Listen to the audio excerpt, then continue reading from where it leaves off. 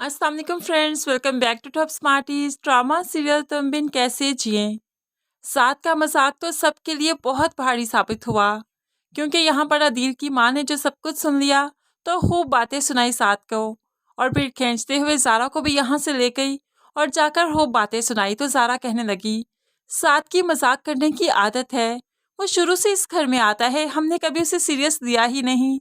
वो तो जैनी से उसकी मंगनी हो गई तो वो इस घर का दामाद बन गया, हमने कभी उसे दामाद समझा ही नहीं। तो यहाँ पर अदील की माँ कहने लगी, हाँ तुम्हारी दोस्ती उससे बहुत ज़्यादा है, मुझे तो लगा था तुम्हारी मंगनी होगी उससे, लेकिन जैनी की हो गई। तो यहाँ पर तो ज़ारा मोमानी की बात सुनकर सकते में चली गई, क्या कह रही हैं आप।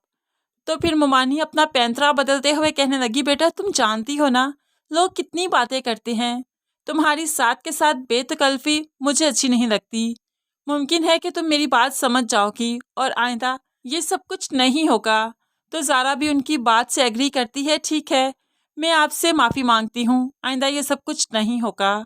अब तो मोमानी ने प्यार प्यार से अपना काम कर ही दिया, फिर बहू का सदका भी उतारती हैं बुरी नज़र से बचाने के लिए।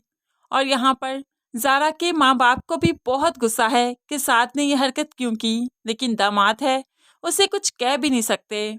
दूसरी तरफ माहीन भी माँ से नाराज होकर अपने कमरे में अलग थलग लेटी है, क्योंकि माँ के मुंह से उसकी तलाक का ताना जो निकल गया। काफ़ी वक्त बीत चुका है कि ज़ारा खामोश है, ज़ारा किसी से कोई बात नहीं कर रही क्योंकि उसे मामी से बहुत डांट पड़ी। इसीलिए तो साद अब जैनी से कहने लगा, वो बोले तो सही, वो ऐसे चुप मुझे अच्छी नहीं लगती, दोस्ती की खातिर तो मैं कुछ भी करने को तैयार हूँ।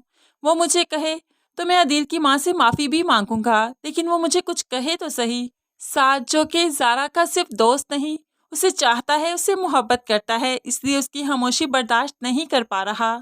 ऐसे ही ज़ारा किचन में काम कर रही थी तो अब साद वहां पर भी चला जाता है, और साद चूंकि डिस्टर्ब था, ज़ारा ने कब से उससे बात नहीं की, इसलिए वो ऊंची आवाज में चिल्लाते हुए कहने लगा, इतनी भी कौन सी बड़ी बात हो गई, माफी मांग लूंगा उनसे, तुम बात तो करो मुझसे। तो ज़ारा गुस्से से कहने लगी, आहिस्ता आवाज में बात करो मुझसे, ऊंची आवाज में बोलने की जरूरत नहीं तुम्हें।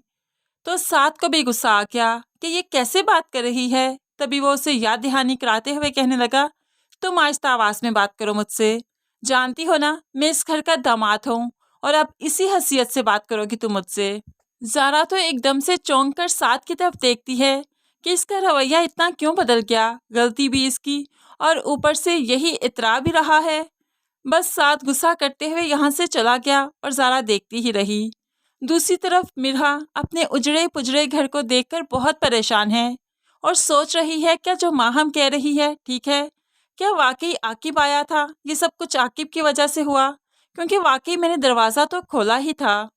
और फिर उसे याद भी आने लगा कि उसने फ़ोन पर आकिब को बताया भी था कि घर में कोई भी नहीं मेरे और माहम के सिवा। मिरहा ये सब सोचते हुए ज़ारो कतार रोने लगी, क्योंकि जिससे वो मोहब्बत करती है उसी ने उसको दगा दिया, धोखा दिया, और वो ये बात बहुत अच्छे से समझ चुकी है।